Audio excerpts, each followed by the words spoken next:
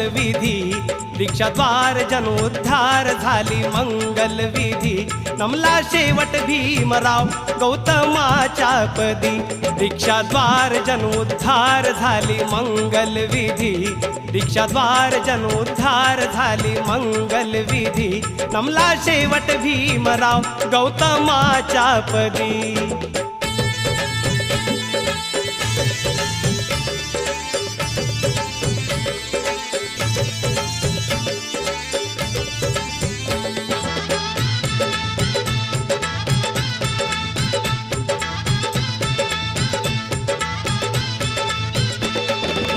येवल्याची